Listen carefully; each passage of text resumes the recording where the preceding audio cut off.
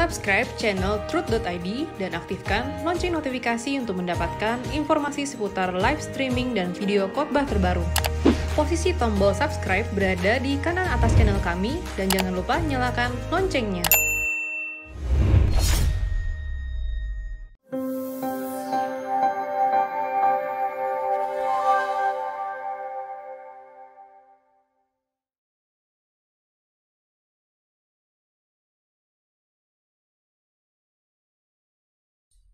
Saudaraku sekalian, tentu kalau ditanya apakah saudara percaya ada surga, ada langit baru, bumi baru,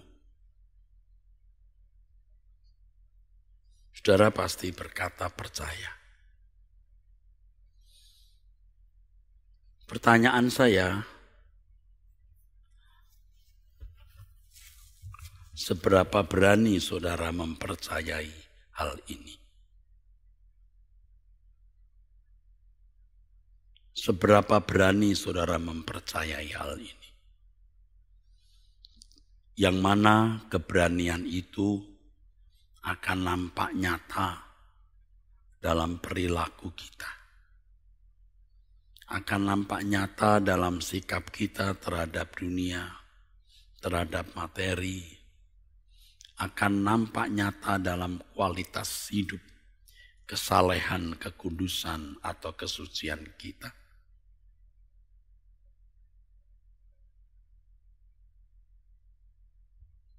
Terus terang,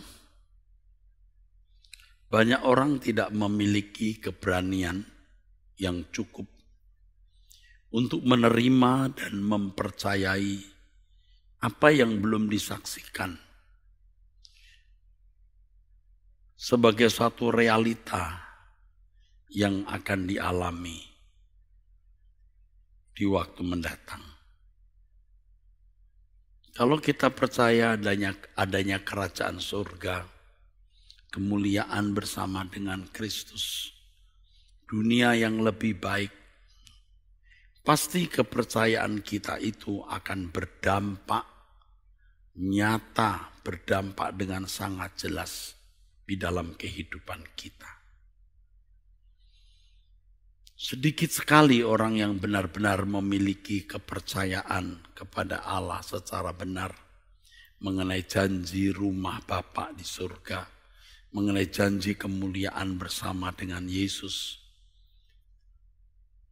Saudaraku, kedatangan Tuhan Yesus dengan orang salehnya nanti menjemput kita untuk dibawa ke dunia lain yang kita sering sebut sebagai langit baru dan bumi baru.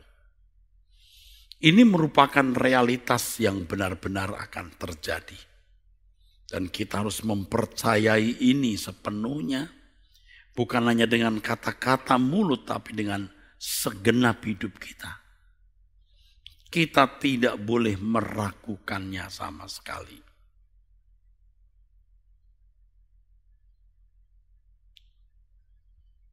Di dalam Kisah Rasul pasal 1 ayat 10 sampai 11 jelas dikatakan di sana, dua orang yang berpakaian putih itu berkata, "Hai orang-orang Galilea, mengapakah kamu berdiri melihat ke langit?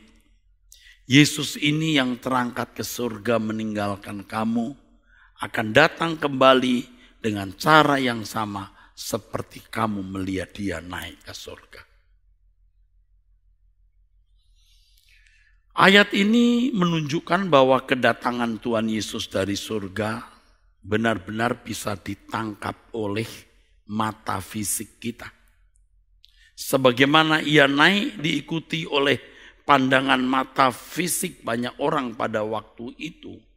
Dan hal itu merupakan fakta sejarah yang terjadi sekitar tahun 30 Masehi di Palestina. Hal ini merupakan fakta sejarah ya, yang tidak bisa dibantah. Tahun 30 Masehi kira-kira. Dan Alkitab menubuatkan seperti di kitab Yudas ayat 4 Ya, bahwa sesungguhnya Tuhan datang dengan beribu-ribu orang kudusnya. Yudas mengatakan bahwa Tuhan Yesus akan datang ke bumi ini diikuti beribu-ribu orang kudusnya. Tentu dengan para malaikat-malaikat. Peristiwa besar ini pasti terjadi. Sebab dia berkata, aku pergi menyediakan tempat bagimu. Dan apabila aku telah pergi ke situ dan telah menyediakan tempat bagimu, aku akan datang kembali dan membawa kamu ke tempatku, supaya di tempat di mana aku berada, kamu pun berada. Saudara, ini jangan hanya menjadi wacana di dalam pikiran kita. Ini realitas yang kita akan alami. Benar-benar akan terjadi, cepat atau lambat. Dan kita sebagai orang percaya harus menaruh seluruh pengharapan kita hanya untuk itu. Ya, saudaraku, 1 Petrus pasal 1 ayat 13-14. Taruh seluruh pengharapan kita kepada Tuhan. Jangan mengharapkan kebahagiaan dari dunia ini dan jangan menantikan sesuatu yang membahagiakan dunia ini. Ada satu kalimat lagu yang saya tulis, saudaraku, yang saya tulis. Semua harapanku ku taruh kepadamu, besar sukacitaku,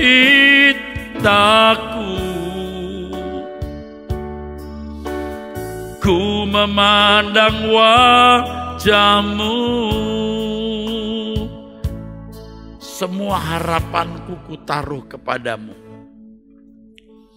Bertahun-tahun saya menjadi orang Kristen, menjadi aktivis, menjadi pendeta, menjadi guru sekolah tinggi teologi.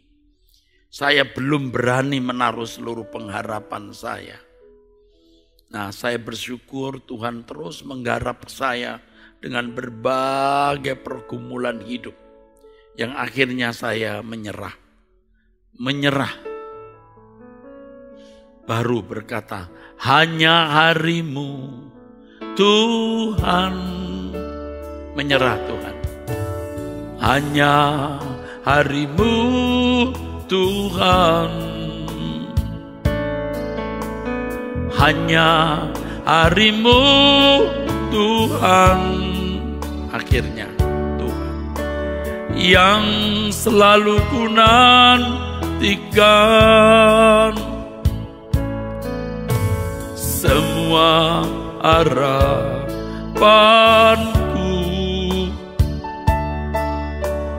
ku taruh kepadamu, besar sukacitaku,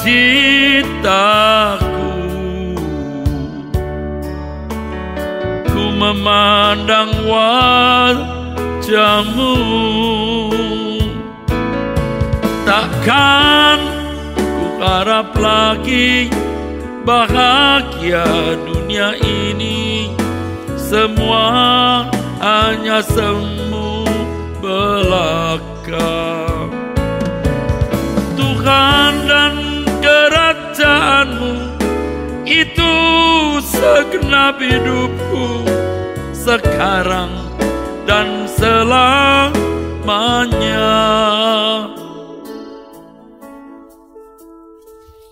Kalau kita masih jadi Kristen setengah-setengah, saudara, kita tidak pernah memiliki perkembangan yang normal. Tidak ada progresivitas yang benar, saudaraku. Dan itu tentu kita alami dan saya juga sudah mengalami. Dan saya tidak mau lagi, saudaraku. Saya tidak mau lagi. Hari ini ada 2 orang yang saya dengar, saudaraku, hari ini.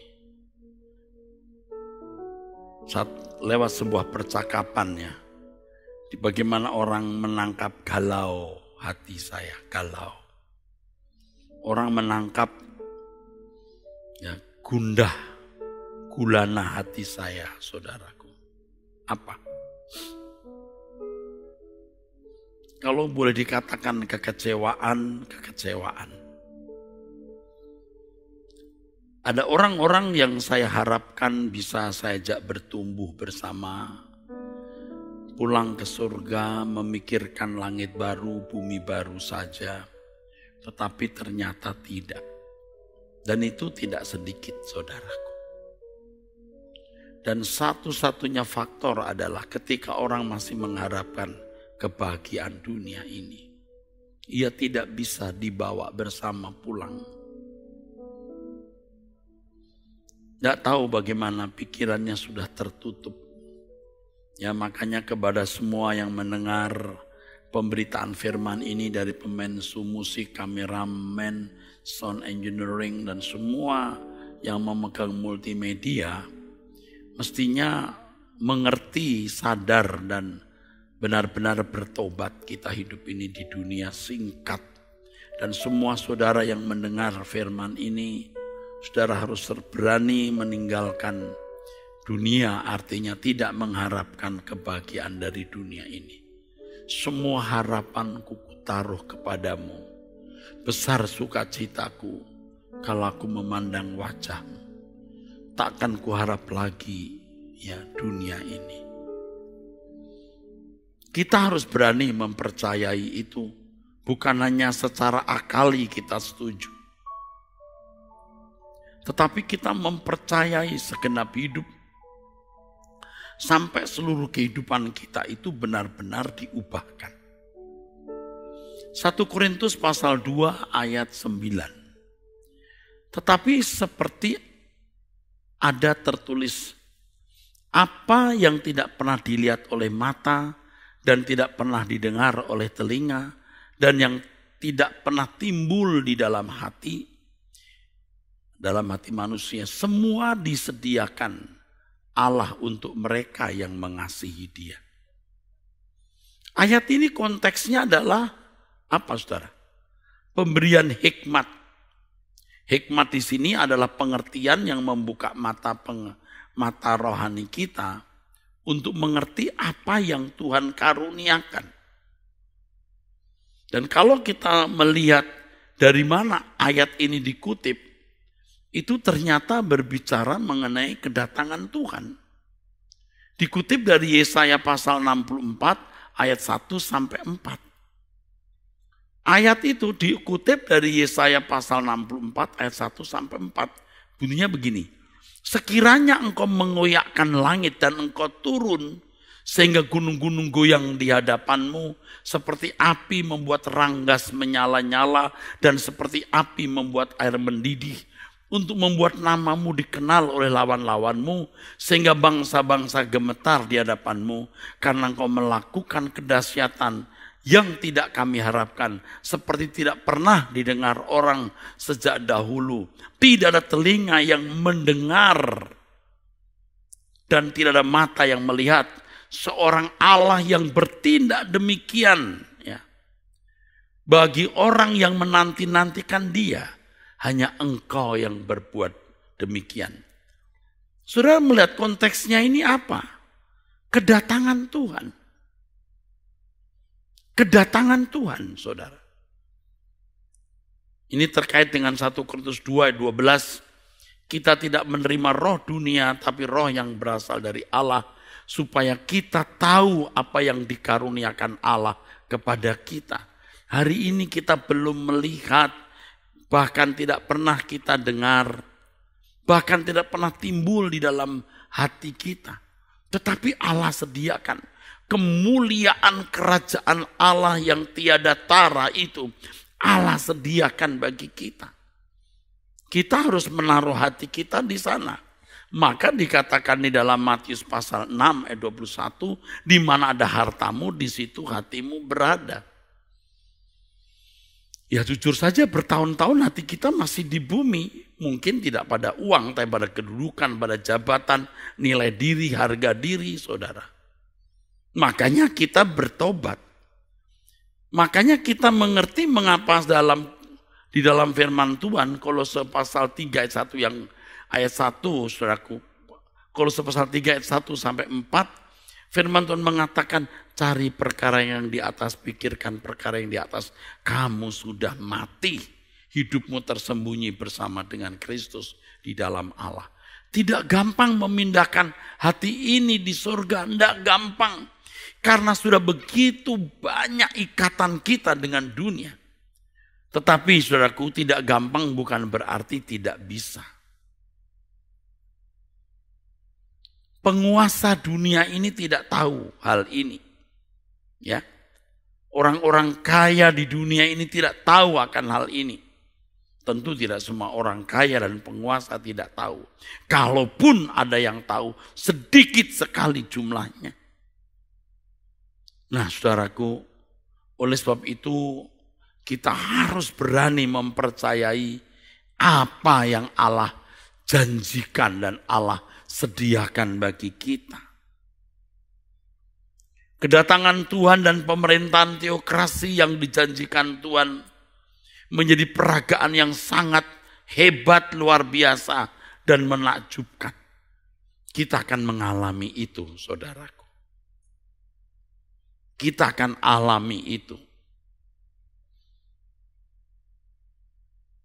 Makanya ada lagu juga yang saya tulis, bertemu muka dengan muka. Bertemu muka dengan F mungkin F. Ketinggian tadi. Bertemu muka dengan muka, wajah juru selamatku. Selama ini di bumi kau ku rindu. Kan ku cium kakimu Tuhan, ku cinta kau ku bisikan, selamanya di surga melayanimu. Sebenarnya saudaraku, saya itu juga maksa diri loh untuk ini. Bahkan dengan kata-kata yang kadang-kadang sarkastis ya. Saya katakan, Erastus, kukutuki kamu kalau kamu tidak merindukan bertemu dengan Tuhan Yesus. Kukutuki kamu kalau kamu tidak merindukan pulang ke surga. Ya, ini mungkin tidak bisa dicontoh, saudara. Ini bentuk ekspresi daripada pemaksaan. Tetapi kalau tidak begini, saya tidak pernah jadi rohani. Tidak pernah. Biar pinter khotbah, biar tahu banyak teologi, tidak pernah jadi rohani. Maka paksa diri. Bertemu muka dengan muka, wajah juru selamatku. Selama ini di bumi kau ku rindu. Kan ku cium kakimu Tuhan, ku cinta kau, ku bisikan, selamanya di surga melayanimu. Kita memang seperti orang tidak waras, saudara. Betul, karena tidak umum, tidak lumrah, tidak wajar, tidak lumrah. Tetapi keberanian mempercayai Tuhan, kerajaannya itu membuat kita luar biasa. Dan kita akan terpacu untuk mengabdi melayani Tuhan dengan segenap jiwa kita. Yang sampai suatu saat waktu kita berdoa, kita bisa berkata, Bapa, ini pangeranmu. Pangeran utama tentu yang sulung, yang mulia Tuhan kita Yesus Kristus. Tapi kita menjadi anak-anak Allah. Kita juga pangeran-pangeran, bukan? Huwios, pangeran, putra. Memang hidup dengan menatap janji kedatangan Tuhan dan pemerintahan Allah yang akan datang nanti, langit baru, bumi baru, atau surga, membuat kita seperti orang mimpi. Anak-anak dunia memandang hal tersebut sebagai isapan jempol. Jadi orang percaya bisa, kita ini sekarang bisa mengerti mengapa orang-orang pada zaman Nuh mengolok-olok Nuh. Tatkala Nuh memberitakan berita keselamatan. Dan Nuh dikatakan sebagai pemberita kebenaran. Juga ketika Lot mengajak orang keluar kota Sodom, orang mentertawakan Lot. Tetapi mimpi orang percaya bukanlah sesuatu yang kosong. Mimpi kita adalah nubuatan Alkitab yang pasti akan digenapi. Seperti nubuat-nubuat yang Alkitab telah tulis. Dan hari ini kita melihat pembuktian daripada nubuat-nubuat itu. Seperti Abraham memiliki mimpi dalam hidup. Di dalam mimpi tersebut orang percaya harus belajar. Bagaimana Abraham merindukan satu negeri yang direncanakan dan dibangun oleh Allah sendiri. Ibrani pasal 11. Yang oleh karenanya Abraham tidak menetap bersama sanak familinya. Dia keluar dari negerinya, saudaraku. Ke negeri yang dia tidak tahu di mana. Tetapi dia ikuti. Mau kemana dia ikut. Tersembunyi ujung jalan hampir atau masih jauh. Ku dibimbing tangan Tuhan ke negeri yang tak ku tahu. Bapa ajar aku ikut, apa juga maksudmu, tak bersangsi atau takut, beriman tetap teguh. Saya tidak tahu apakah saya masih bisa mengajak saudara. Rata-rata orang tidak mau. Rata-rata orang tidak mau. Bahkan banyak orang sekitar saya juga tidak. Ada yang tidak mau. Sudah bersama saya belasan tahun pun akhirnya tidak bisa. Ya enggak apa-apa. Malah ada yang mencurigai saya. Enggak apa-apa. Kita akan mati. Betul-betul kita akan meninggal dunia. Apalagi dengan masa COVID ini. Di mana orang bisa mati setiap saat. Ayo. Bisa mati loh kita setiap saat. Ingat loh, hati-hati loh. Jangan main-main. Di dalam 2 Korintus 5 ayat 1. Paulus mengatakan ya, kalau kemah tubuhnya dibongkar maksud saya. Dia akan mendapatkan kemah baru. Dan kalau dia disuruh memilih, dia lebih memilih mengenakan tubuh kemuliaan kemah baru di kerajaan surga. Nah, lalu dia mengatakan di ayat yang ke-7, sebab hidup kami ini hidup karena percaya, bukan karena melihat.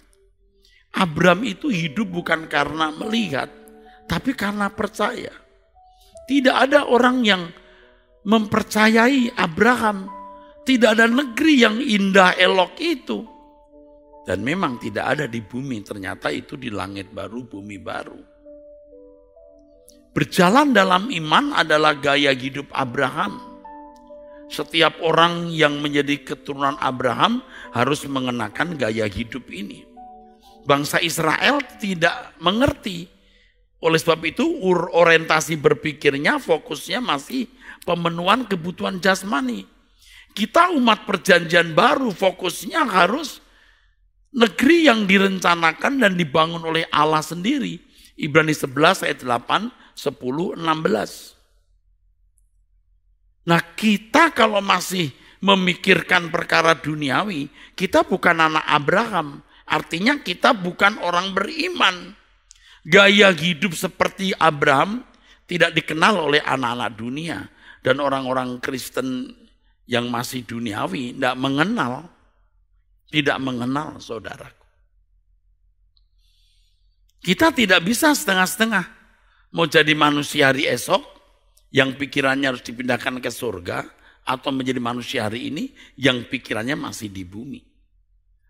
Kalau saya katakan pikiran kita pindahkan di surga, bukan berarti lalu kita jadi pesimis hidup, jadi malas bekerja. Surga itu pengulangan dunia ini. Kita akan bekerja lagi menikmati kehidupan seperti di bumi. Maka sejak di bumi kita tetap harus bekerja keras, memaksimalkan potensi, berkarya, cari uang, bisnis, dan lain-lain. Tapi semua itu merupakan pengabdian kita kepada Allah. Orang percaya harus memiliki hidup yang digerakkan oleh janji Allah yang tidak kelihatan itu. Kita bukan digerakkan oleh keinginan punya gelar, nanti jadi pendeta, atau jadi pimpinan jemaat, atau jadi pimpinan para pendeta, menjadi staf sinode, bahkan ketua sinode. Bukan begitu. Bukan begitu. Digerakkan oleh satu kerinduan untuk benar-benar menjadi orang yang berkenan di hadapan Allah Bapa. Tidak ada orang yang lebih beruntung dari orang yang menyenangkan Allah. Dalam segala hal yang kita lakukan, menyenangkan Dia.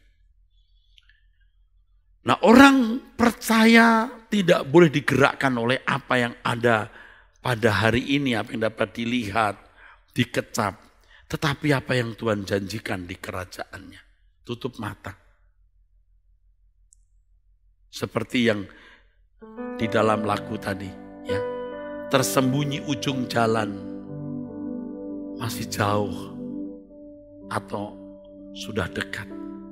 Ku dibimbing tangan Tuhan ke negeri yang tak ku tahu. Bapa ajar aku ikut, apa juga maksudmu, tak bersangsi atau takut, beriman tetap teguh.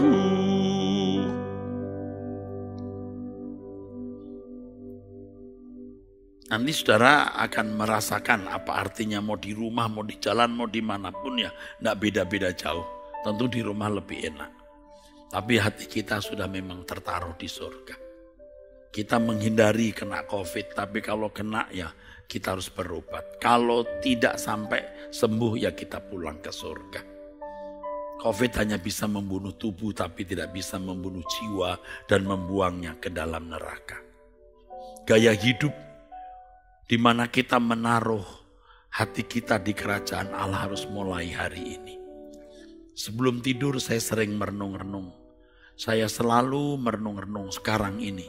Menghayati bahwa ada Allah yang hidup. Yang memenuhi jagat raya. Aku harus takut akan Dia. Makanya saya sering berdoa, Tuhan beri aku hati yang takut akan Engkau. Menghayati kehadiran Allah.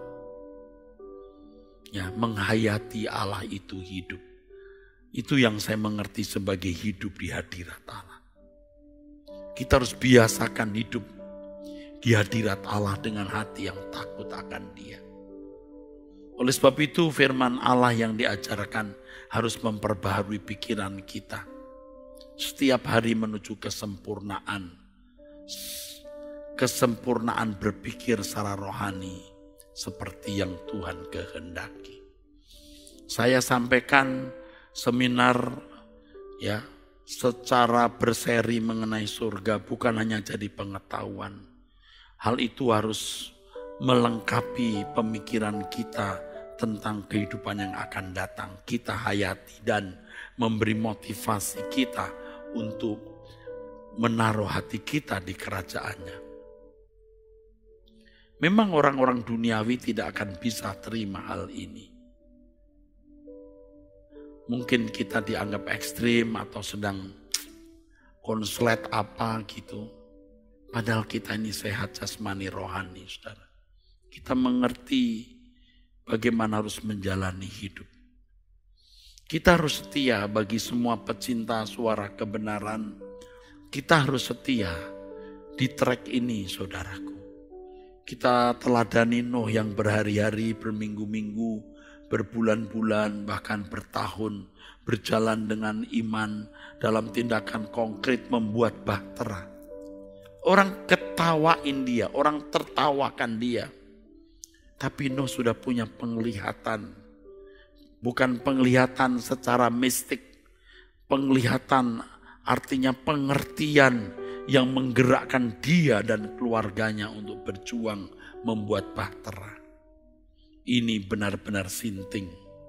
Sinting, saudaraku. Mengapa? Sebab itu tidak bisa dimengerti.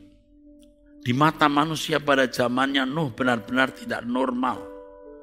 Tetapi itulah gaya hidup orang yang digerakkan oleh apa yang dilihatnya dalam visinya, dalam mimpinya, dalam pengertiannya. Ya saudaraku.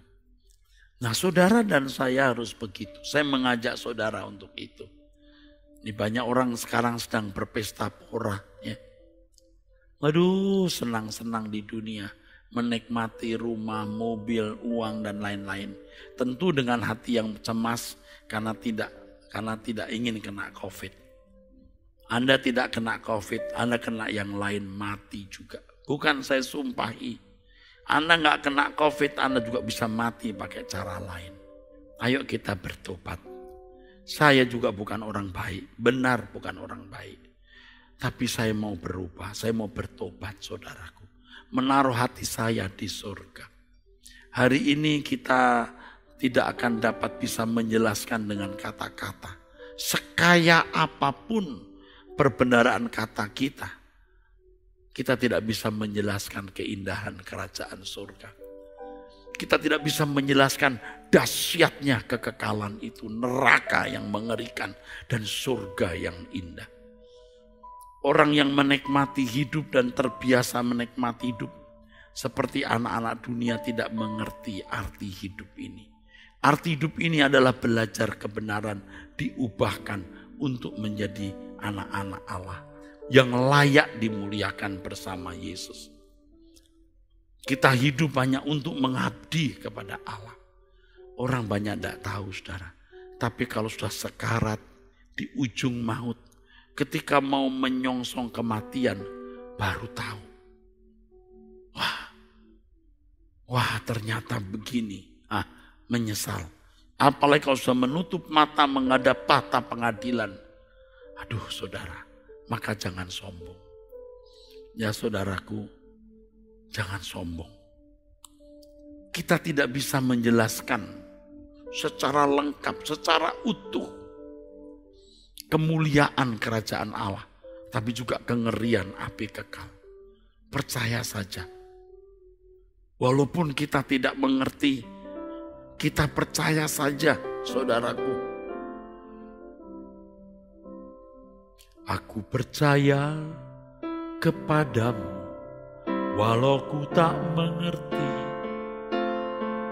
dan tak pernah ku tahu ujung jalan ini. Namun ku tetap percaya, Kau yang memanggilku setia, memandu langkahku berlabuh di sana. Saudara, saya mengajak saudara untuk berjalan di jalan Tuhan ini. Ya, kita mau menjadi orang yang berbeda. Mungkin dipandang tidak wajar. Ya, nggak apa-apa. Tetap bekerja dengan wajar, bekerja dengan giat, bertanggung jawab sebagai karyawan, sebagai bagian dari masyarakat, sebagai orang tua, sebagai anak, dan seterusnya. Tetapi hati kita telah kita pindahkan ke kerajaan surga. Hari ini kita belum melihat, telinga pun belum pernah mendengar kemuliaan yang tiada tara itu. Saudaraku, memperhatikan mimpi orang-orang percaya pada zaman dulu, kita harus ikuti jejaknya. Kita harus berani percaya apa yang Tuhan katakan atau Tuhan janjikan.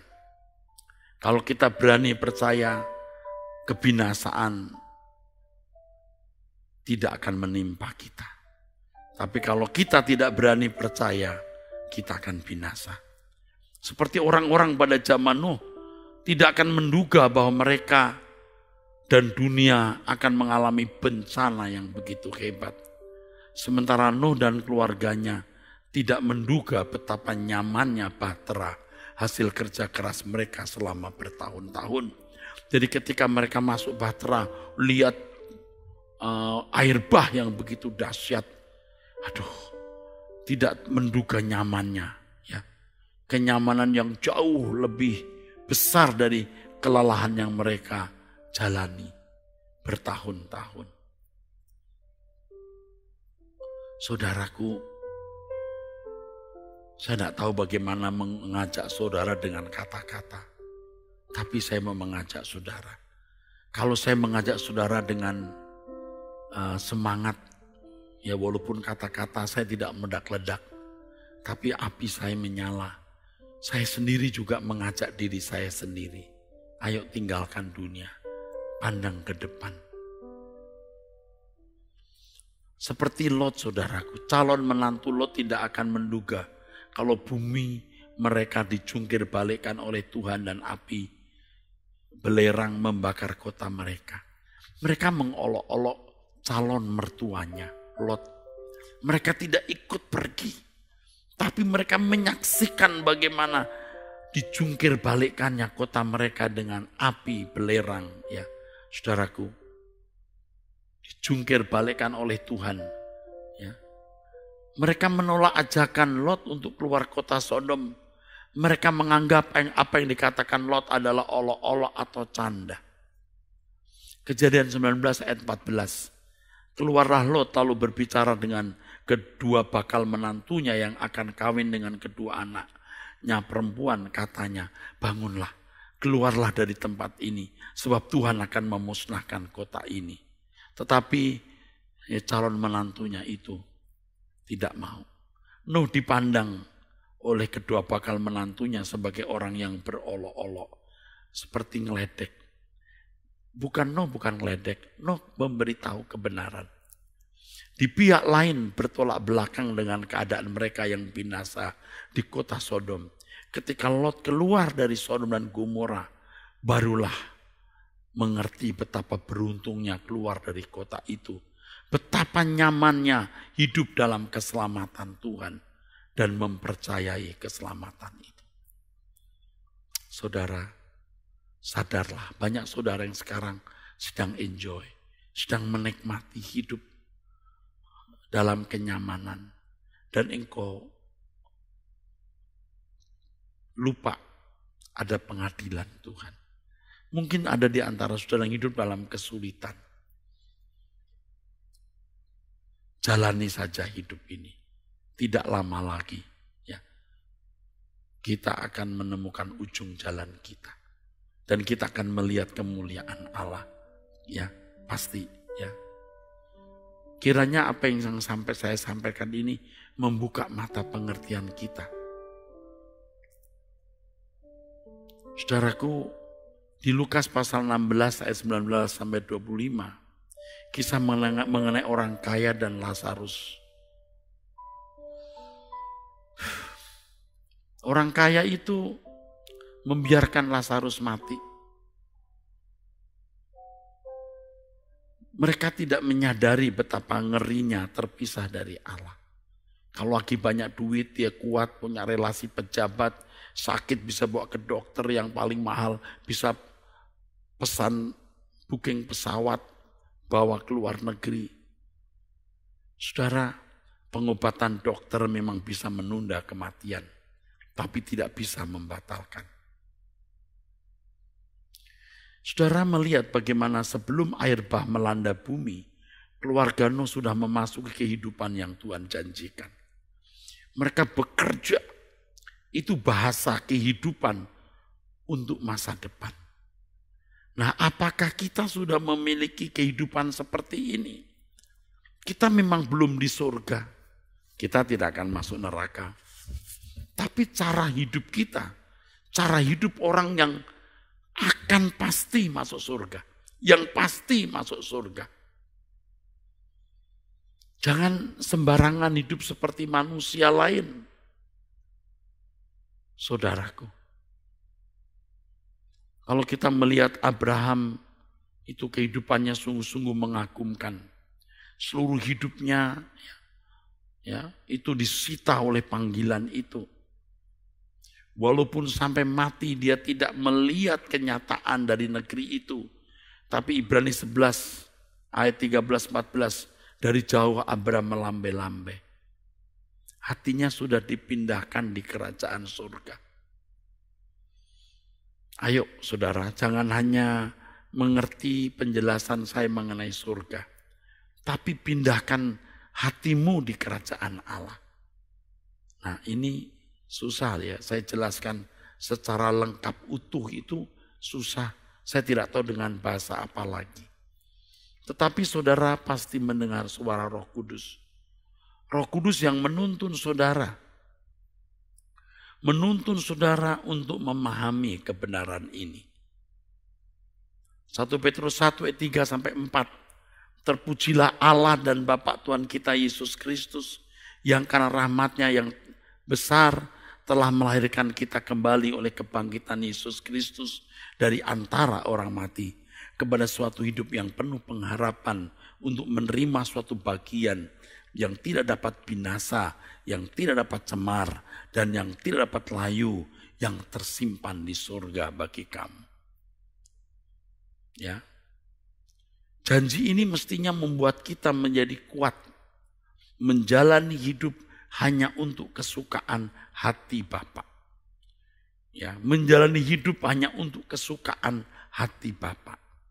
Hayati tentang keberadaannya, hayati keberadaan Allah yang memang ada, hadir dalam hidup kita. Perhatikan setiap apa yang kau pikirkan, kau ucapkan, kau lakukan, kira-kira membuat Tuhan nyaman tidak? Saudaraku, kita gumuli itu dengan serius. Maka menyenangkan Tuhan itu bukan sesuatu yang berat.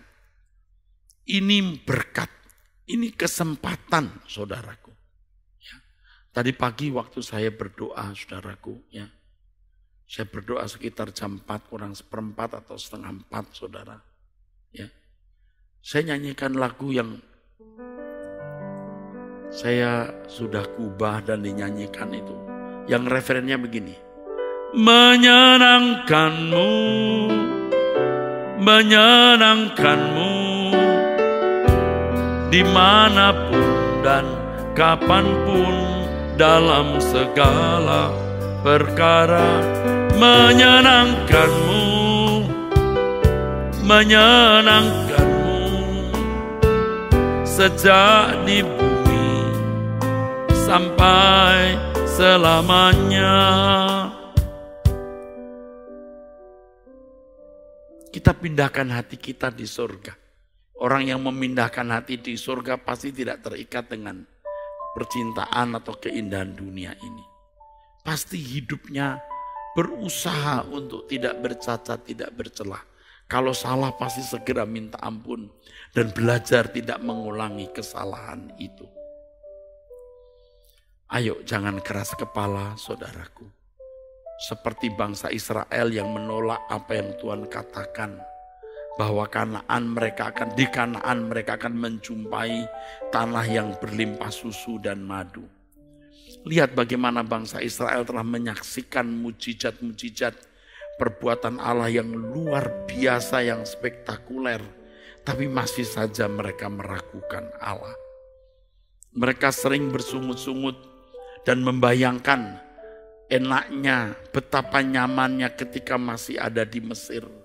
Hatinya belum dipindahkan ke Kanaan, hatinya masih di Mesir. Saudara. Saya tahu sekali, saya manusia seperti saudara. Saya tahu sekali, saya merasakan betapa beratnya meninggalkan percintaan dunia ini. Uang, harta, harga diri, dan lain sebagainya. Tapi kita belajar memindahkan hati kita di surga. Orang yang hatinya dipindahkan ke surga, ekspresi hidupnya pasti berbeda. Pasti mau menyenangkan Tuhan. Makin hari dia makin tidak merasa rumah yang dia tempati itu rumahnya. Benar, dimanapun kita berada tidak beda jauh, tapi kalau di rumah kita rasanya memang lebih nyaman. Tapi kita sudah mengakhiri hidup ini. Saya juga, saya menyadari karena saya gembala jemaat, saya sebagai pionir yang memulai suara kebenaran, betapa banyak orang telah mendengar apa yang saya khotbahkan, saya sampaikan, dan mereka juga terus mengharapkan mendengar apa yang saya akan sampaikan. Dan tentu tidak boleh saya stuck baik isi maupun spiritnya. Gairah harus makin menyala. Kebenaran yang saya temukan harus lebih mendalam. Kalaupun saya menyampaikan kebenaran yang sudah saya sampaikan, tetap saja ada bedanya. Apa bedanya, saudaraku? Getaran, penghayatan, apinya itu lebih besar. Kita itu sudah terkungkung oleh atmosfer dunia. Seperti orang Israel telah terikat dengan atmosfer Mesir. Maka mereka berpikir bahwa lebih nyaman di Mesir. Mereka tidak mempercayai janji Tuhan. Ya, ini kuburannya.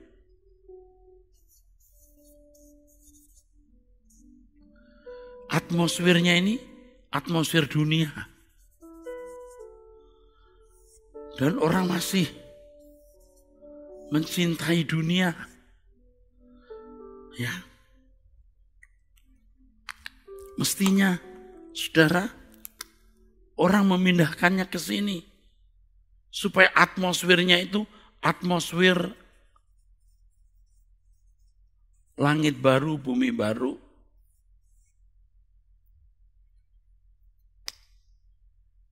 Nah, banyak orang atmosfernya masih dunia. Apalagi kalau di gereja khotbah-khotbahnya hanya berkat-berkat jasmani. Aduh, saudara, memarkir orang di bumi, memarkir orang di dunia, memarkir orang ke neraka, saudara.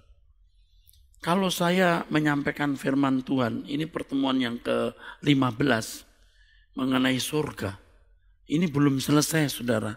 Sabtu nanti kita masih memiliki waktu untuk membahas mengenai surga.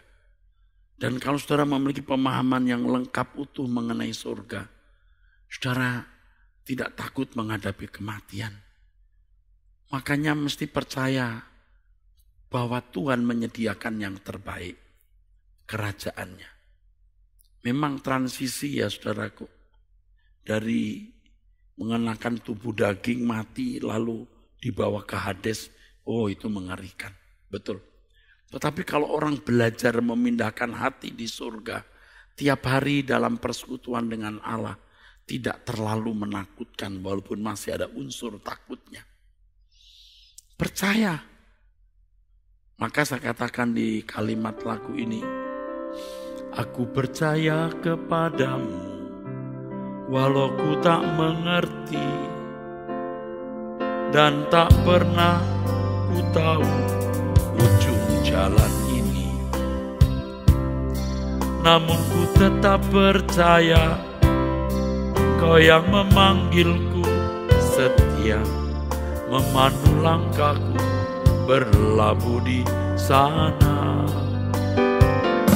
Seperti Abraham sahabatmu, sampai akhir setia, dari jauh memandang negeri perjanjian. Kanaan surgawi permai, tanah air yang Kau janjikan, tempat pertemuan semua saleh Tuhan. Bawa aku ke sana, ajar aku setia, mengerti semua maksud dan jalanmu. Tak ku ingini lagi indahnya dunia ini, karena ku tahu yang kau sediakan sempurna. Aku tahu, aku yakin yang kau sediakan sempurna. Ayo jujur, terus terang, banyak orang Kristen belum percaya kepada Tuhan dengan benar.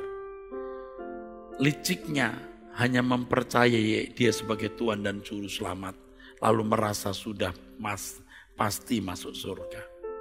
Kalau saudara mempercayai Dia Juru Selamat, saudara mau memberi diri diselamatkan, artinya dikembalikan ke rancangan Allah semula. Kalau saudara percaya bahwa Yesus itu Tuhan, Anda memberi diri untuk mentaati, untuk mematuhi sepenuhnya Allah yang hidup. Ya, mematuhi, meyakini Allah yang hidup. Tapi kalau saudara hanya ngomong saja, ya enggak bisa, saudara. Kalau saudara mempercayai di Allah yang hidup, Dia bisa dipercaya. Saudara berani berkata seperti yang saya nyanyikan ini. Bawa aku ke sana, ajar aku setia, mengerti semua maksud dan jalanmu. Tak ku ingini lagi indahnya dunia ini, karena ku yakin yang kau sediakan sempurna. Berulang-ulang saya mengatakan, saudaraku sekalian, ya, berulang-ulang ya. Saya mengatakan bahwa kita mau membangun heavenly society, masyarakat kerajaan surga. Masyarakat kerajaan Allah. Jadi sejak kita di bumi, yang saya bidik adalah saudara-saudara yang mencintai suara kebenaran. Ada orang-orang yang ada di luar negeri yang setia mendengarkan suara kebenaran. Di luar kota Jakarta, di luar pulau, ya, di Malaysia, di Scotland, di Inggris, di Swiss, dan lain-lain. Yang saya sendiri juga belum bertemu muka dengan muka. Tapi mereka setia sekali mengikuti suara kebenaran ini. Ya. Ini yang membuat saya terhibur bahwa masih ada orang yang bisa diajak bareng, diajak bersama-sama. Sementara tidak sedikit orang di sekitar saya tidak mau mengerti, tidak bisa diajak.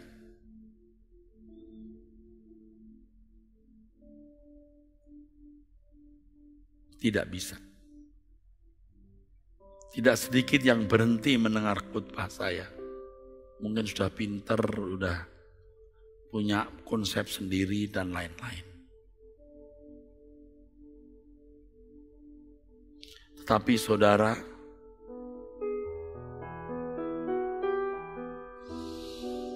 yang jauh mau bersama saya, ayo kita bersama ya.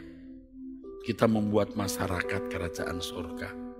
Sudah, kita nggak usah pusing kita nih GSKI atau apa, Protestan atau Katolik, Advent atau apa, udah nggak usah kita pusing ke Pentakosta atau karismatik. Ayo kita membangun ini.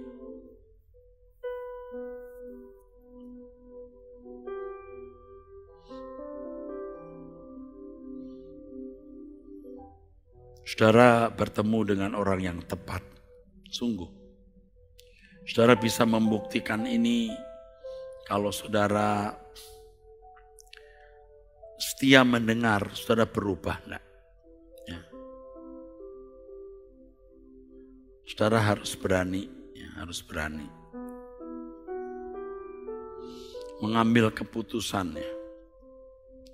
Saudara harus berani, nekat. Saya tidak tahu seberapa persentase nekat saya. Tapi nekat saya rasanya belum 100. Saya mau 100 juga susah, saudara. Mau 100 itu susah. Tapi pasti sudah di atas kewajaran. Karena kita masih terikat daging, kadang-kadang jiwa kita juga sudah terlanjur keruh, saudaraku.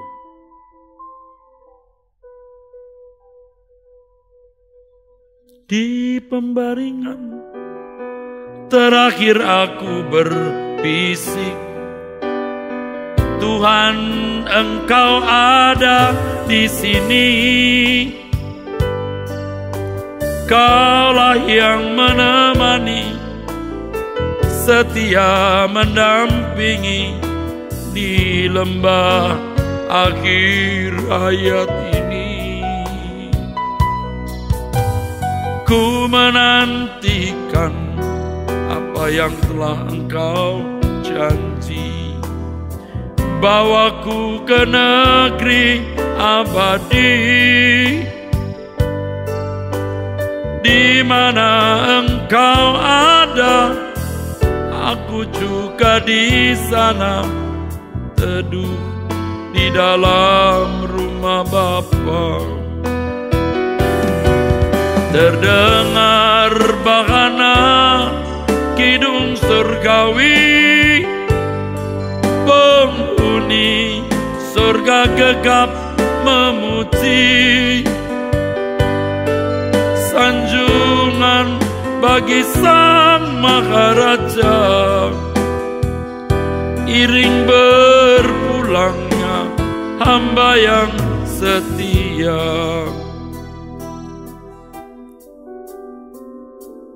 Kan curang, saudara, kalau di dunia kita masih mengharapkan harta dunia, kebahagiaan dunia, lalu waktu kita mau mati, kita mau ditemani Tuhan. Kan curang, saudara. Kita harus berani berkata, dunia, jangan temani aku tidak membutuhkanmu. Aku membutuhkan Tuhan. Kalau aku membutuhkan kamu, aku gunakan untuk Tuhan. Bukan untuk kesenanganku. Kita bisa berkata, Tuhan, Kau kebahagiaanku. Aku bisa tidak punya uang, harta, pasangan hidup, anak, atau siapapun. Tapi aku tidak bisa hidup tanpa Engkau. Karena memang kita akan kembali sendiri, saudara. Sebagaimana kita juga lahir datang sendiri, saudara.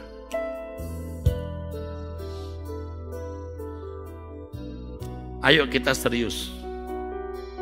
Kalau saudara masih merasa bangga dengan barang, dengan pangkat, dengan gelar, saudara merasa lengkap dengan kekayaan, Anda sesat. Anda tidak layak didampingi Tuhan. Mutiara bukan untuk babi, barang kudus bukan untuk anjing. Kita mau jadi domba, bukan jadi babi atau anjing. Setia.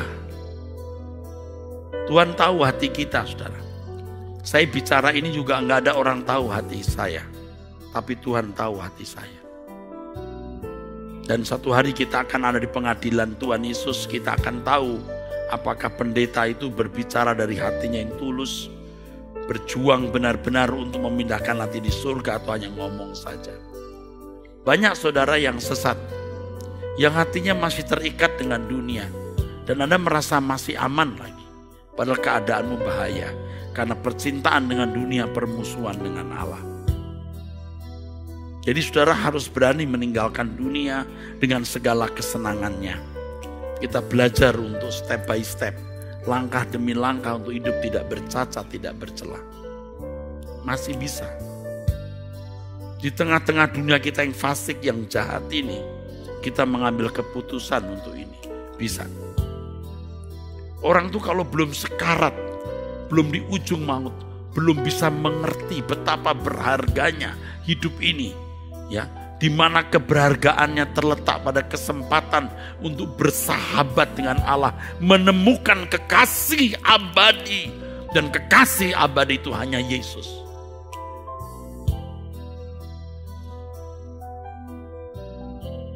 Saudara yang mendengar firman Tuhan ini, semua pecinta suara kebenaran, saya tantang.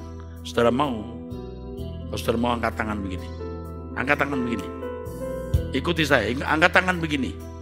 Angkat tangan begini, ikuti kalau saudara mau. Kita akan bersama-sama bertumbuh. Kita pulang ke surga. Kita berkemas-kemas. Ya, kita serius, kita berkemas-kemas. Kita tinggalkan dunia dengan segala kesenangannya. Kalaupun kita punya banyak, kita berikan untuk Tuhan. Kita berikan untuk Tuhan bukan berarti kita berikan untuk gereja. Apalagi dengan ucapan ini, jangan Anda anggap saya sedang mencari uang. Tolong deh, jangan berpikir rendah, miskin, ngeres gitu. Tanya Tuhan, untuk apa hartamu? Tapi yang jelas yang saya tahu, pasti untuk membalas kebaikan orang tua. Yang kedua, supaya engkau mandiri, tidak jadi beban bagi orang. Yang ketiga, keluarga besarmu. 4, masyarakat sekitarmu. 5, ingat pekerjaan Tuhan, gereja, misi penginjilan dan lain-lain. Kalau saya tidak berubah, tidak ikuti apa yang saya katakan, aduh, Anda mati dalam ketakutan.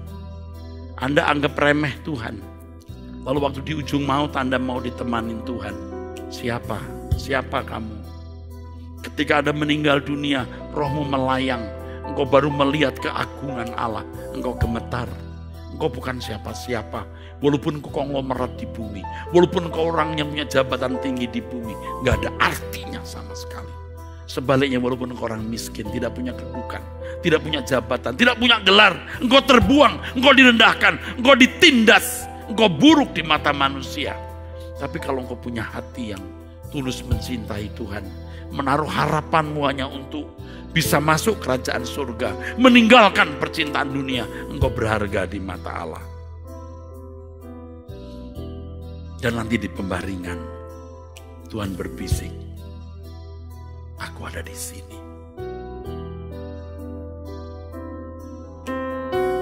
Di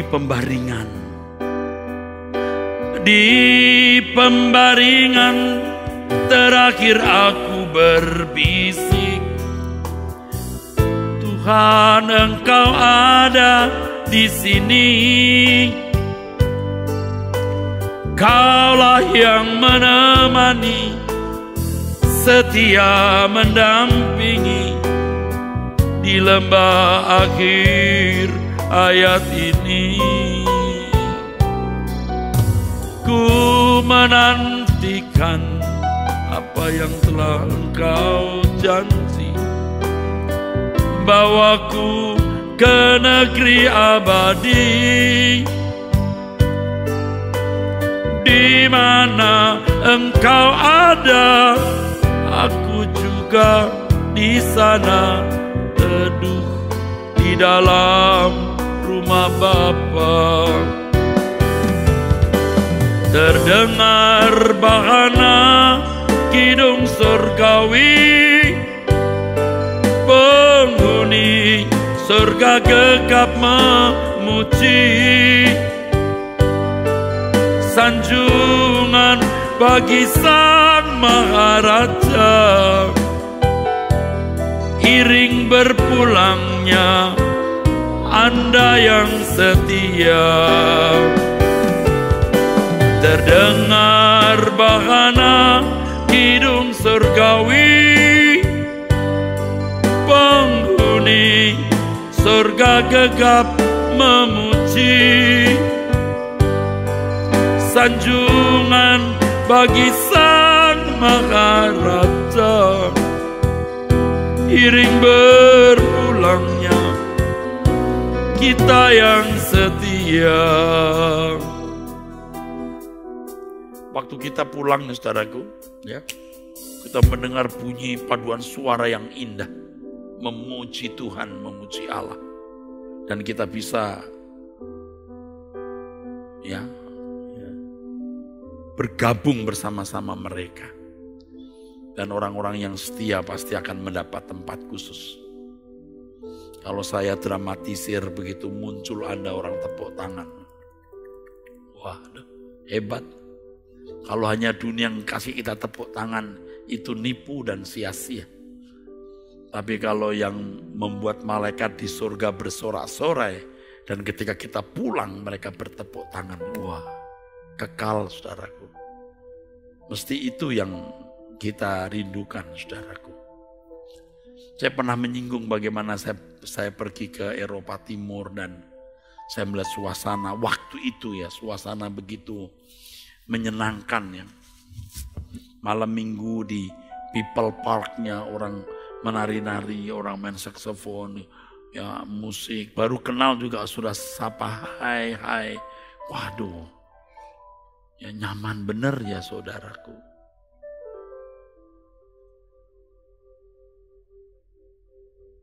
Salah satu kota di Eropa Timur. Mereka nggak tanya kamu dari mana, agamamu apa. Ya. Pasti kerajaan surga lebih indah dari itu, saudaraku.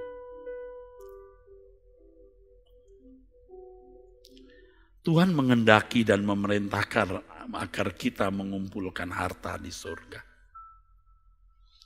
Mengumpulkan harta di surga maksudnya apa, saudara? Bisa bermacam-macam, saudara. Bisa bermacam-macam penafsiran terhadap pengertian mengumpulkan harta di surga. Ada orang yang mengartikan sebagai kegiatan pelayanan. Orang-orang yang menghabiskan kegiatan pelayanan rohani, ya di lingkungan tembok gereja yang disebut aktivis gereja, pelayan Tuhan atau pendeta. Dengan kegiatan-kegiatan rohani yang mereka lakukan, mereka merasa sedang mengumpulkan harta di surga. Tidak sedikit mereka yang berpikir semakin aktif dalam kegiatan di gereja, makin besar upahnya di surga. Padahal di balik kegiatan itu ada banyak motif-motif yang dia sendiri tidak mampu deteksi. Karena kelicikannya dia juga meliciki diri sendiri. Tidak sedikit pengusaha yang biasa licik di dalam dunia bisnis masuk dalam pelayanan. Dia merasa sedang melayani Tuhan. Dia meliciki diri sendiri. Dan orang-orang seperti ini sering juga meliciki orang lain tanpa dia sadari. Dia sedang meliciki diri sendiri dan dia meliciki orang lain. Orang-orang yang dalam kegiatan gereja ini lalu merasa bahwa dia sudah melayani Tuhan. Ini bodoh sekali, saudara. Sebenarnya pelayanan itu dimulai dari sikap hidup kita setiap hari yang menyenangkan hati Allah. Karena konsep yang salah ini banyak orang Kristen mengorbankan tanggung jawabnya di rumah, pekerjaan, bisnis, dan lain sebagainya demi kegiatan gereja. Padahal pelayanan kita yang sesungguhnya adalah ketika kita memaksimalkan semua potensi diri kita untuk kepentingan sesama. Dalam kaitannya dengan pekerjaan Tuhan, tentu usaha untuk merubah manusia. Bukan hanya membuat orang menjadi anggota gereja, tapi mengubah manusia lain. Mengubah manusia lain untuk menjadi anak-anak Allah yang berkodrat ilahi. Saya mengatakan ini bukan berarti kegiatan di lingkungan gereja tidak perlu. Tetapi hendaknya kita memahami dengan tepat apa yang dimaksud pelayanan itu. Apa yang dimaksud dengan mengumpulkan harta di surga itu. Ada orang yang berpikir mengumpulkan harta di surga dengan cara memberi uang atau harta kepada kegiatan gereja. Mereka berpendapat bahwa dengan melakukan tindakan tersebut, mereka sedang berbarter. Barter imbalan kekayaan di surga. Saudaraku, saya tidak melarang Anda memberi uang ke gereja, persembahan, perpuluhan, dan lain-lain. Tapi jangan berpikir dengan memberi uang itu, kita sedang mengumpulkan harta di surga. Belum tentu. Bisa ya, bisa tidak. Tergantung motivasi Anda berbuat di situ. Satu motivasi. Yang kedua, apakah Tuhan kehendaki Anda berbuat begitu? Bayangkan yang sudah memberi uang di gereja saja belum tentu berarti mengumpulkan harta di surga. Alkitab mengatakan dalam 1 Korintus, saudaraku sekalian, pasal 13, orang yang memberikan seluruh tubuhnya untuk dibakar, memberikan seluruh hartanya, belum tentu juga, saudara, itu kasih. Apalagi kalau kita diajar, kalau kita memberi persembahan, maka kita akan mendapatkan berlipat ganda. Wah, itu lebih rusak lagi, saudara. Lebih rusak. Kita memberi persembahan itu mengembalikan milik Tuhan. Kita tidak akan pernah bisa membalas kebaikan Tuhan. Kok bisa-bisanya loh diajar kalau kita memberi akan berlipat ganda 30, 60, 100 kali lipat. Kalau ayat itu ada di Injil Matius, konteksnya mengenai biji, benih yang ditabur. Benih yang ditabur, saudaraku. Yang berbuah itu benih firman. Dan tolong ya saudara yang pernah memberi uang di gereja, jangan berpikir dengan uang itu lalu Anda menyenangkan Tuhan. Enggak. Apalagi yang pelit. Aduh, yang memberi uang saja belum tentu menyenangkan Tuhan. Orang pelit tidak mungkin masuk surga. Orang malas, orang pelit tidak mungkin masuk surga. Tidak mungkin. Orang malas tidak mungkin bertanggung jawab. Orang pelit tidak mungkin mengasihi sama dengan benar. Pelit dan hemat itu beda, saya tahu. Nah, jangan berpikir dengan menyumbangkan uang ke gereja, untuk kegiatan gereja Anda sedang mengumpulkan harta di surga. Saya tidak melarang Anda memberi persembahan uang di gereja ya, tetapi supaya saudara jangan salah konsep, jangan salah mengerti. Nah, menjawab pertanyaan, apakah yang dimaksud dengan mengumpulkan harta di surga? Kita harus memahami dulu apa yang dimaksud dengan harta itu. Harta bisa memiliki dua pengertian, saudara. Yang pertama, harta di surga adalah Tuhan sendiri. Mengenai bagaimana keadaan di surga nanti, saudaraku, bukanlah hal yang penting. Yang penting adalah bertemu dengan Tuhan, muka dengan muka. Tuhan kerinduan orang percaya. Penjelasan ini tidak lengkap tanpa kejelasan harta di surga dari dimensi kedua. Dimensi yang kedua, surga adalah nurani, manusia, batinia. Ya, saudara. Jadi saudara, yang dimaksud harta di surga itu yang pertama Tuhan sendiri. Maka dikatakan siapa ada padaku di surga selain engkau? Selain engkau tidak ada yang kuingini di bumi. Tuhan sendiri. Harta di surga kita itu manusia batinia. Manusia batinia. Tentu yang standarnya adalah Yesus.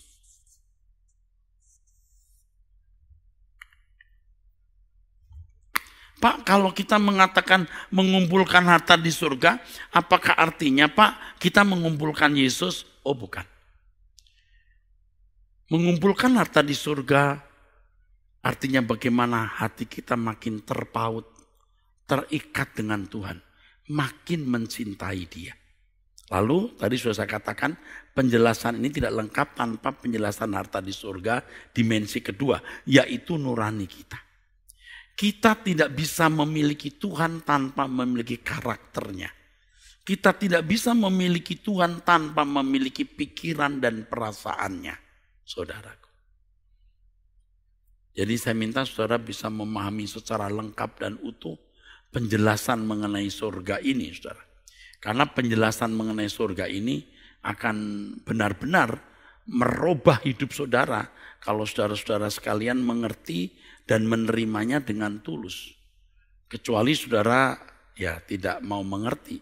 Dan saya juga tidak memaksa saudara kalau saudara tidak mau mengerti ya saudara. Kalau saudara tidak mau mengerti ya saya tidak memaksa. Tidak memaksa. Makanya saudara harus mendengar secara lengkap atau utuh ya, jangan sepotong-sepotong ya. Kalau sepotong-sepotong saudara tidak akan bisa memahami dengan benar. Ya.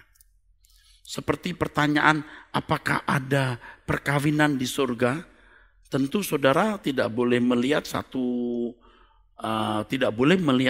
kali saja, harus melihat seluruh pemahaman. Ya.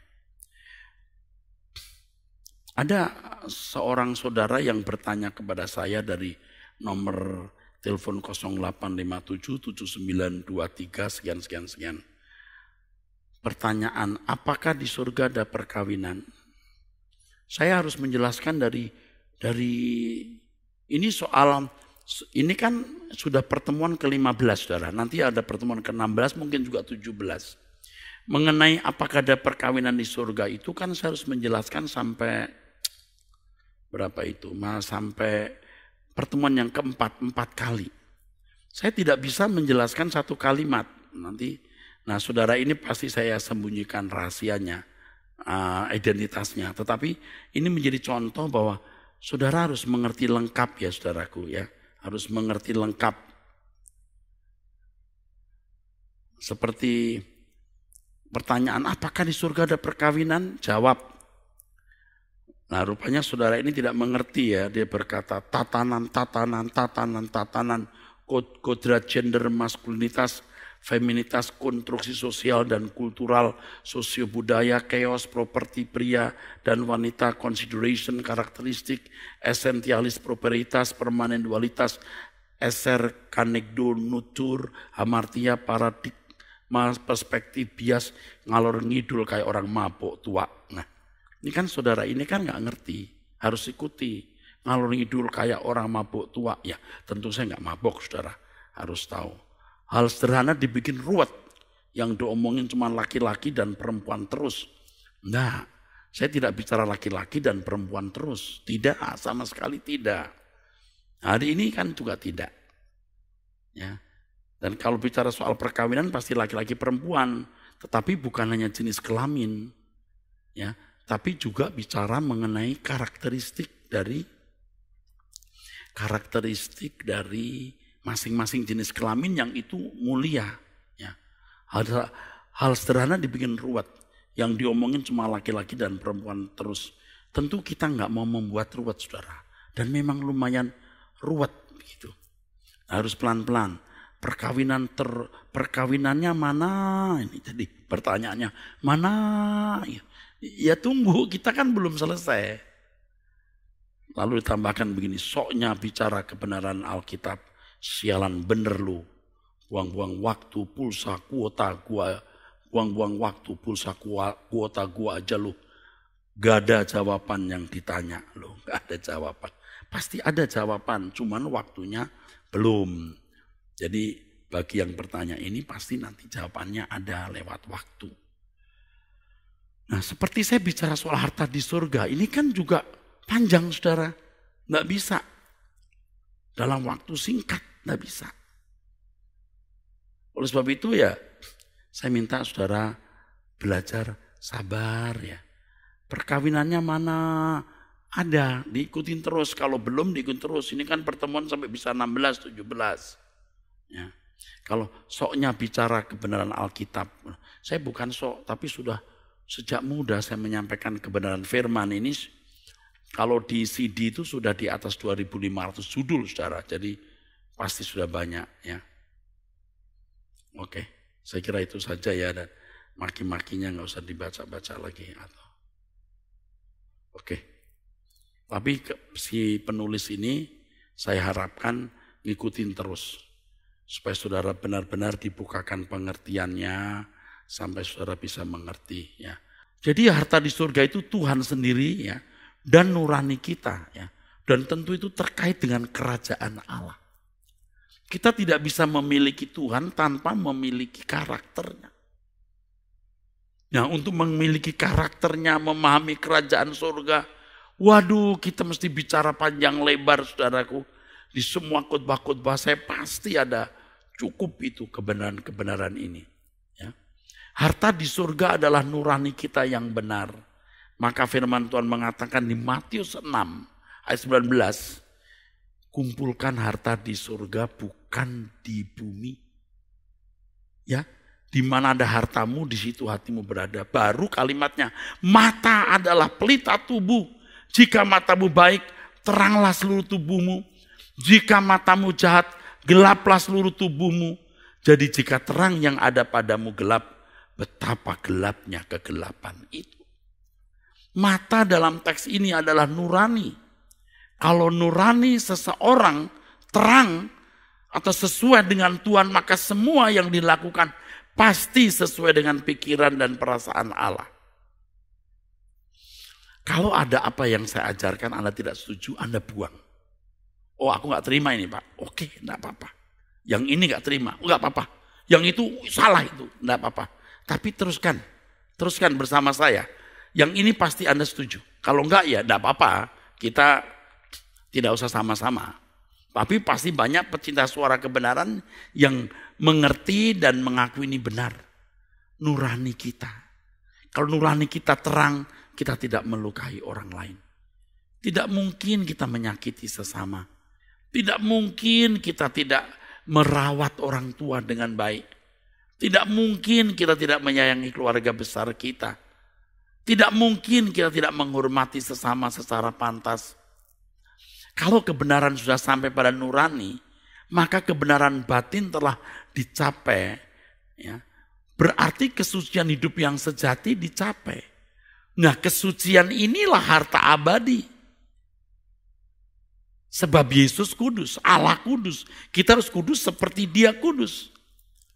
Kesucian Kristiani bukan hanya berarti tidak berbuat sesuatu yang melanggar moral umum, tetapi memiliki pikiran perasaan Allah yang dalam segala hal yang kita lakukan selalu sesuai dengan pikiran perasaan Allah. Tentu orang-orang seperti ini akan menjadi mempelai Tuhan, menjadi kekasih Tuhan di keabadian. Dengan demikian mengumpulkan harta di surga berarti mengembangkan manusia batiniah yang sesuai dengan apa yang Tuhan kehendaki. Dan itu tugasnya gereja. Dan kalau saudara menerima saya sebagai mentor atau sebagai bapak rohani atau apapun yang saudara pandang positif, ayo saya mau mengajarkan saudara kebenaran ini. Untuk mengembangkan manusia batiniah kita. Ya, supaya kita berubah. Saudara berubah, saya sendiri yang bicara juga berubah. Ya, kita tidak akan memberi waktu atau bagian untuk yang lain, untuk dunia. Kita fokus untuk mengalami terus perubahan, untuk mencapai kesempurnaan seperti Kristus. Dan tidak sedikit di antara saudara yang sungguh-sungguh, sungguh-sungguh memperbarui manusia batiniah, akan makin hari makin menyadari bahwa dunia bukan rumah kita. Kalau orang sudah tidak mengharapkan kebahagiaan dari dunia ini, manusia batin hanya dibaharui, hatinya merindukan Tuhan. Saudaraku sekalian, orang-orang ini pasti bisa berjiwa musafir. Kenapa orang kaya suka masuk surga? Karena dengan kekayaan secara psikologis, dia sulit meninggalkan dunia. Fasilitasnya lengkap, dia bisa buat apa saja. Saudara, saya tidak anti orang kaya. Banyak orang-orang yang saya kasihi, yang mengasihi saya juga, orang-orang yang sangat kaya. Saya mengharapkan, saya mendoakan mereka masuk surga. Tapi memang kekayaan sering membutakan mata kita, sehingga kita tidak melihat kemuliaan Allah dan keagungan kerajaan surga. Untuk panggilan mewarisi langit baru dan bumi baru, orang percaya harus belajar ya, melepaskan diri dari ikatan dosa dalam karakter kita dan belenggu dunia. Ya.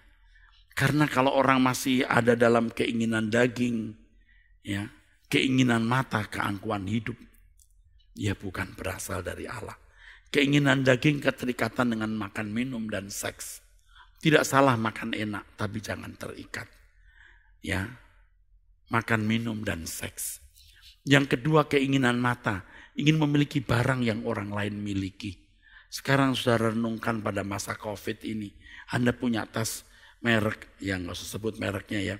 Harga 400 juta, 500 juta, bahkan ada yang lebih. Anda kapan mau pakai? Apakah Anda hanya bisa pakai dari kamar mandi ke ruang tidur? Anda punya barang mewah Anda nggak bisa pakai?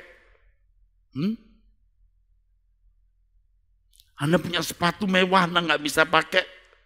Punya gaun mahal tidak bisa dipakai? Orang yang punya hotel pun tidak berani tidur di hotelnya.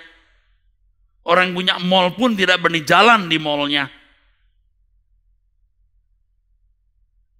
Orang cantik-cantik mukanya rusak, harus pakai masker.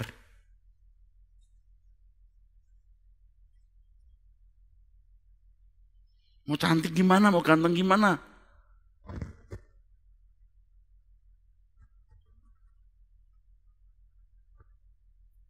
Malah sekarang ada masker yang gambarnya macam-macam, saudara.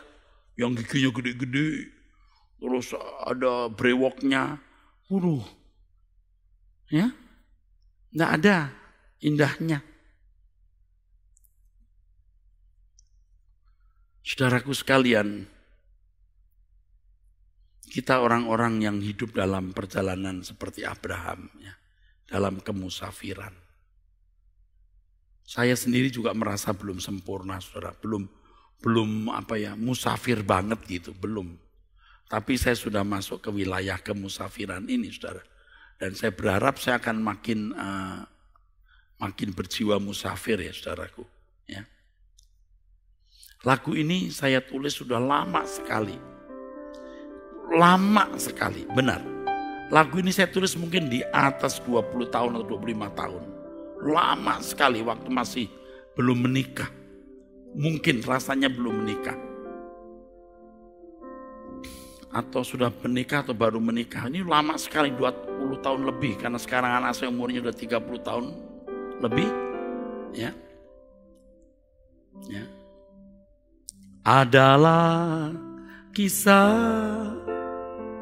sebuah perjalanan ke negeri yang indah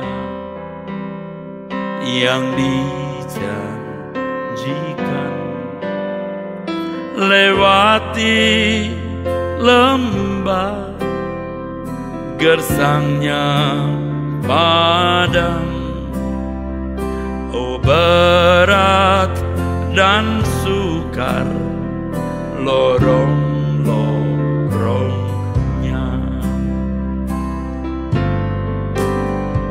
Seorang musafir di tengah perjalanan, tertatih langkahnya bersimbah peluh.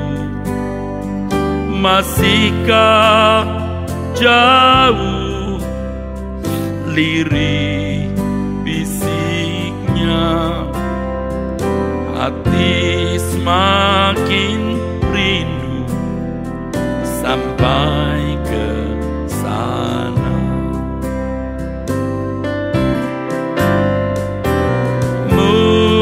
Musafir itu kau dan aku, terpanggil dalam kemuliaannya. Janji Tuhanku bawaku ke sana di belakang langit biru.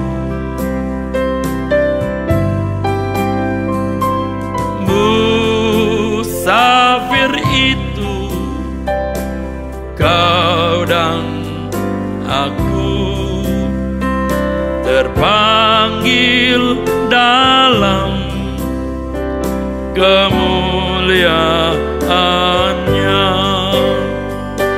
Janji Tuhanku bawaku ke sana di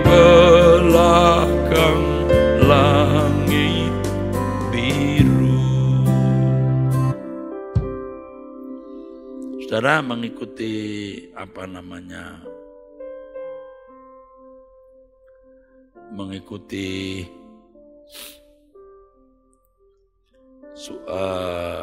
Ekumene Bible Course surga ini, kalau tidak mengalami perubahan kayaknya keterlaluan, saudara. Ya. Benar, saudara. Kita mesti berubah. Ya, kalau kita bisa berubah, luar biasa, saudaraku ya. Iman yang sejati itu begitu, saudara. Iman yang sejati itu begitu. Di mana Engkau ada, aku rindu berada, Tuhan. Saya ini secara daging juga tidak ingin. Saya masih punya kesempatan kok menikmati dunia, memuaskan daging. Ada. Tapi kalau ngikutin daging, saudara, kita bisa mati, saudaraku. Binasa kita. Mati kedua binasa. Dunia dengan segala keindahannya diciptakan untuk manusia. Supaya manusia menikmatinya, tapi tidak boleh diperbudak olehnya. Dan kalau sekarang Tuhan membuat dunia ini menjadi dunia yang tidak bisa dinikmati dengan baik karena berbagai masalah, ya, termasuk masalah atau kasus COVID ini peringatan. Seperti seorang ibu yang mau melahirkan, ya, dari pembukaan 1, 2, 3 sakit itu sampai titik puncaknya sakit bayi keluar. Sama, dunia akan dibuat makin rusak, makin menderita. Sampai titik tertentu Tuhan Yesus datang kembali. Alkitab mengatakan itu. Mendahulukan kerajaan Allah. Proton, yang artinya keutamaan. Anak Allah yang berhasil melewati tahap-tahap pertumbuhan yang baik, pertumbuhan yang normal sebagai anak-anak Allah akan dapat melepaskan dirinya dari belenggu keinginan daging, keinginan mata, dan keangkuhan hidup. Kalau dituruti ini gak pernah mau puas, saudaraku. Mau gesper ini, mau arloji ini, mau mobil merek ini, mau gak pernah puas. Saudara mati celaka sekali. Tidak salah punya barang-barang itu, tapi kalau itu untuk pemuasan dirimu, engkau pasti tidak bisa dipuaskan oleh Allah. Engkau menjadi Kristen pun hanya karena butuh pertolongan Tuhan. Ya. Hanya butuh pertolongan Tuhan. Kalau sakit sembuhkan, ada masalah ditolong, ada setan di rumah, Tuhan bisa usir. Pokoknya Tuhan lindungi. Tapi Anda tidak mengerti rencana Allah. Allah itu mengendaki Anda menjadi anak-anaknya. Bukan hanya secara status, tapi berkeberadaan sebagai anak-anak Allah. Saudaraku, oleh sebab itu merupakan suatu hal yang wajib. Bahwa kita harus bisa memiliki harta di surga. Memiliki Tuhan. Memiliki Tuhan. Ya. Kita tidak bisa memiliki Tuhan tanpa memiliki karakternya. Kita tidak bisa memiliki Tuhan tanpa memiliki karakternya. Kalau kita memiliki Tuhan, berarti kita mau memiliki karakternya. Dengan memiliki karakter Tuhan, kita bisa bersekutu dengan Dia dan dilayakkan masuk kerajaannya. Saudara, kita harus memandang segala sesuatu itu tidak mutlak. Segala sesuatu relatif. Bisa punya, bisa enggak punya. Jodoh juga begitu. Boleh punya, boleh tidak. Enggak punya, enggak apa-apa. Punya juga boleh. Tapi semua untuk kemuliaan Allah. Sedangkan yang wajib, yang mutlak adalah Tuhan. Memiliki Tuhan. Saudara, untuk menjadikan Tuhan sebagai harta kita, kita tidak boleh menganggap ada sesuatu yang berharga. Dan saya berkhotbah di beberapa waktu yang lalu, kita harus menjadikan Allah sebagai satu-satunya yang berharga. Kalau kita menjadikan Allah sebagai satu-satunya yang berharga, baru kita bisa menyanjung Allah. Kita bisa berkata, Lord, I adore you. Aku memuja kamu. Sama seperti seorang pria berkata kepada wanita, I adore you. Aku mengagumimu, aku memujamu. Tidak mungkin, memang tidak boleh dan tidak bisa mestinya. Ada wanita yang lain yang mencuri hatinya. I adore you. Aku memujamu, aku mengagumi kamu. Tidak boleh ada wanita lain yang dia kagumi, yang dia puja. Terhadap manusia saja kita begitu. Apalagi terhadap Tuhan. Kepada manusia saja kita tidak boleh menduakan. Berkata kepada, ini seorang pria ya, kepada istri atau pasangannya, I love you, I adore you. Tidak boleh ada wanita lain. Apalagi kepada Tuhan. Yang jelas mengatakan jangan ada padamu Allah lain di hadapanku. Saudara, tetapi terus terang saya tidak bisa bicara banyak kalau saudara tidak menghayati Allah itu hidup, Allah itu hadir. Waduh, susah saya. Nah, saya perhatikan saudara, karena saya di lingkungan para pendeta, para teolog di sekolah tinggi teologi. Banyak orang yang bicara mengenai Tuhan tanpa menghayati keberadaannya. Aduh saudara. Makanya jangan heran yang suka bercanda-canda menggunakan nama Tuhan. Itu mahasiswa sekolah teologi. Dia kalau menggunakan Tuhan sembarangan. Wah, kurang ajar sekali saudaraku sekalian. Ya. Betul, kurang ajar. Aduh, kurang ajar. Nama Tuhan dipakai untuk kurang ajar. Canda-canda di antara para pendeta kadang-kadang juga begitu. Nama Tuhan dipakai sembarangan. Justru itu tidak dilakukan oleh jemaat. Kenapa bisa begitu? Karena Tuhan seringkali hanya menjadi objek penelitian. Mereka menjejalkan ya, ilmu tentang Tuhan dalam pikiran, tapi tidak mengalami perjumpaan dengan Allah secara real. Tidak menghayati keberadaannya. Nah, saya bisa berkata begini karena saya pendeta, saya pernah menjadi mahasiswa sekolah teologi, saya juga pernah menjadi seorang dosen, jadi saya mengerti sekali hal ini, saudara. Ya, sembarangan begitu. Nah, karena apa? Karena tidak menghayati keberadaan Allah yang hidup. Allah itu hidup, Allah itu hadir. Dia tidak menghayati, maka sembarangan. Coba kalau kita benar-benar menghayati Allah yang hidup, menghayati Allah yang nyata, kita akan lebih takut akan Dia. Nanti pasti nyangkut itu. Keyakinan akan surga itu ada, nyangkut saudara. Jadi ketika kita hidup diliputi oleh kehadiran Tuhan, makanya coba saudara biasakan seperti yang saya lakukan.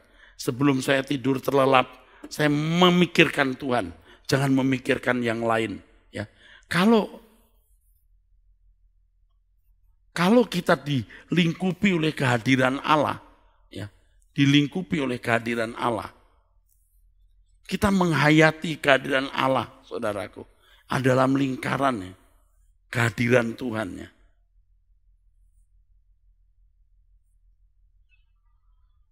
Allah meliputi hidup kita. Jangan hanya pada waktu kita berdoa, ya. Pada waktu kita di gereja, kita sedang berdoa, kita merasa diliputi Tuhan. Ya, diliputi oleh Tuhan. Tapi ketika kita mulai menjalani hidup sehari-hari, Tuhan tipis.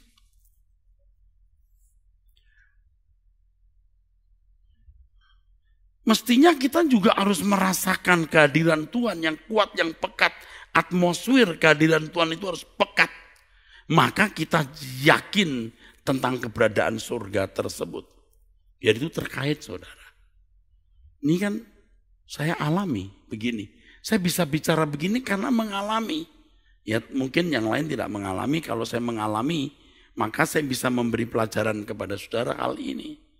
Kenapa ya waktu di ruang doa begitu kuat hadirat Tuhan? Aduh, Tidak berani mikir kotor, tidak berani berbuat salah. Tapi begitu keluar kita dari ruangan doa, kok Tuhan tipis ya. Kita mudah berbuat dosa lagi. Ngomong sembarangan, bersikap bagaimana sembarangan. Nah, kita jatuh bangun di situ.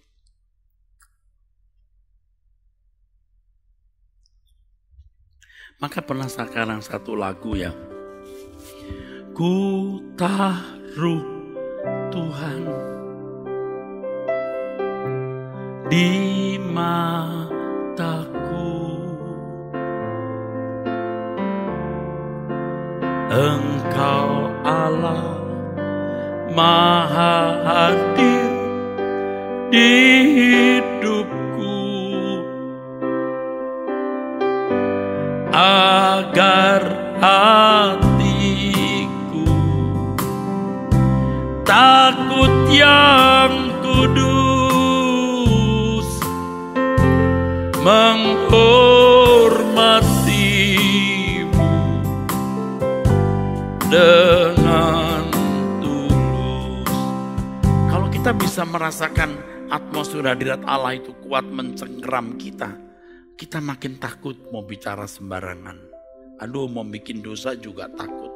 Kalau sampai kita meleset, aduh, damai sejahtera kita luar biasa hilang. Susah kita, jiwa kita benar-benar terganggu, saudaraku. Nah, nanti akan menyangkut itu. Keyakinan kita akan keberadaan kerajaan surga makin kuat. Menghayati dunia bukan rumah kita, makin kuat. Saudaraku, nanti cara berpikir kita mulai kita berubah. Saudara ya, harus bisa mengalami betapa beruntungnya kita bisa takut akan Allah itu. Kita bisa membedakan diri kita sekarang dengan diri kita beberapa tahun lampau. Atau beberapa bulan yang lalu bahkan. Aduh, bisa takut akan Allah seperti ini ya. Sehingga pada waktu kita mengangkat tangan, waktu kita doa pribadi, kita baru mengangkat tangan berkata, Bapa di dalam surga. Kita sudah terseduh-seduh, saudara. Bapa kami. Nah, ini yang tidak kita rasakan sebelum-sebelumnya. Karena seringkali kita juga hanya difantasi atau di emosi. Tapi kalau kita sudah membawa kehadiran Tuhan dimanapun kita berada, wah itu membangkitkan rasa takut dan gentar kita akan Allah. Nanti terkait dengan keyakinan kita akan kerajaan Allah. Kita tercengkerami oleh langit baru, bumi baru. Ya, kita mulai bisa menghayati dunia ini bukan rumah kita. Kalau kita berkata Bapa di surga. Aduh, kita tahu apa artinya jadi anak dari raja di atas segala raja. Sampai suatu saat Anda bisa berkata, jadikan aku pangeranmu yang tidak mengecewakan engkau. Seperti putramu. Putramu yang agung, putra tunggalmu yang unggul, Bapa. Jadikan aku serupa. Aku pangeranmu, Bapa. Wah, indah sekali, saudara. Hidup ini hanya singkat. Jadi gunakan waktu ini untuk menemukan Allah menjadi kekasih abadinya. Menjadi anak yang berkenan di hadapannya. Oleh sebab itu fokus kita harus Tuhan, ya. Tidak boleh menyimpang, ya. Ini penyakitnya banyak orang Kristen ini, ya. Disorientasi, meleset.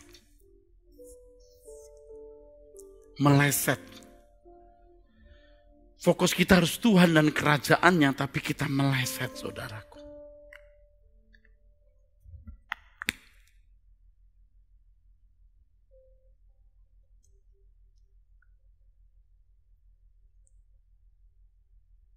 Mulai saat ini saya mengajak saudara untuk berubah. Saya berhenti berbicara, tapi suara firman yang saya sampaikan ini tidak berhenti.